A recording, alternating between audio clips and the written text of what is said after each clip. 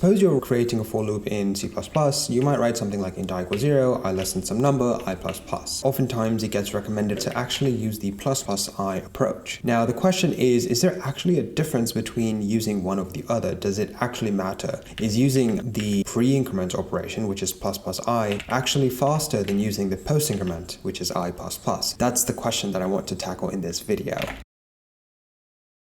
In order to tackle this question correctly, I think it would be helpful to remember what the post-increment and the pre-increment operations are. The post-increment operation, so suppose you've got int a equals I plus plus. It actually creates a copy of the value of I, which is 4, setting that to a, and then incrementing it. So after completing this, a is going to equal 4 and I is going to equal 5. And this operation, int b equals plus plus I, is that I gets incremented before, so there's not going to be an extra copy. So I is going to equal 5 and b is going to equal 5. In order to understand why people recommend plus plus I, we need to look at this in assembly.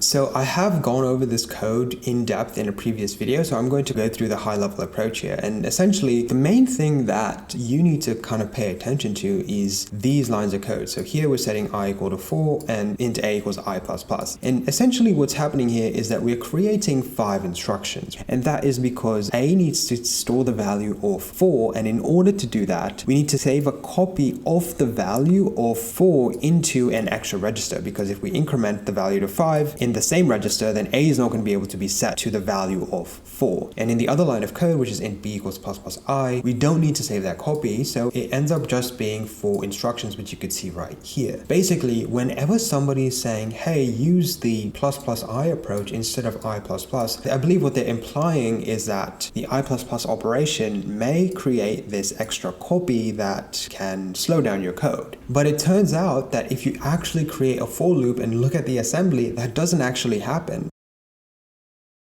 If you write for loops like this, whether you write it with I++ or plus plus I, the compiler's smart enough to realize that you don't need to save that copy. It's just smart enough to be like, okay, well, actually, I understand what you're doing with the for loop here. You know, you just got a simple integer, so I'm not really going to make a copy. And both of these for loops, the post increment and the pre-increment, they both translate into the same amount of assembly. And let's check that out real quick.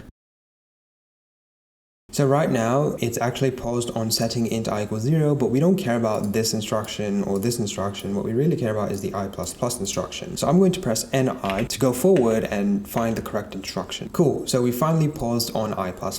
Now, what you're going to notice is that the I++ instruction here only takes 3 instructions. We noticed that in the previous approach, because there's a copy when we're setting int a equals I++, it creates a copy, but in this case, the compiler knows that it doesn't need to make a copy of that value, right? So that's why in this case, it's just generating 3 instructions, which is RBP minus OX8, that's presumably wherever I is, and we're setting that into EAX. We're adding 1 to that value, and then we're going to move that result into RBP minus OX8. We're basically just incrementing I by 1. And you're going to see that it's only 3 instructions, and the same thing is going to happen when we go here. So in the plus plus I instruction, which is right over here, it's doing the same thing. RBP represents the base pointer, and of course, this I is on a different location on the stack than this I, but at the end of the day, it's only 3 lines of assembly instruction that's getting generated. So basically, what I'm trying to get at here is that I++ versus plus plus I end up generating the same amount of assembly instructions. So does it actually matter if you use I++ or plus plus I in a for loop? And the answer to that question is that it depends. While this does not end up mattering in a simple case like integers, it actually can change the way that it works underneath the hood if you're using an iterator.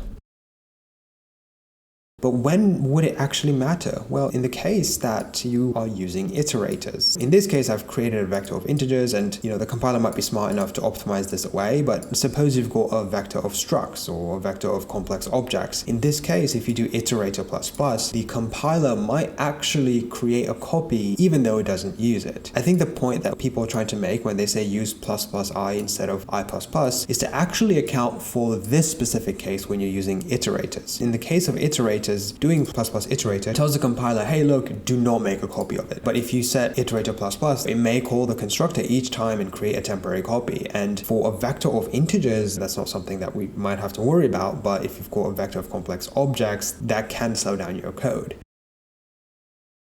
And I think the real reason as to why you might want to use the pre-increment instead of post-increment is to reduce your cognitive load, because cognitive load is pretty much the only thing that matters, because in some cases you don't really know if it's going to create a copy or not, and you might not check. If you're using a complex data structure, if you're using an iterator, the compiler may make a copy. If you're using an integer, it probably won't. But I think the point is that by always going with ++i, you're essentially reducing your cognitive load so that you don't have to be guessing whether or not it creates a copy. You know it won't. And yeah, that's what I want to talk about in this video. If you made it this far, hit the like button and consider subscribing for more C++ deep dives just like this. Thanks for watching, and I'll catch you guys next time.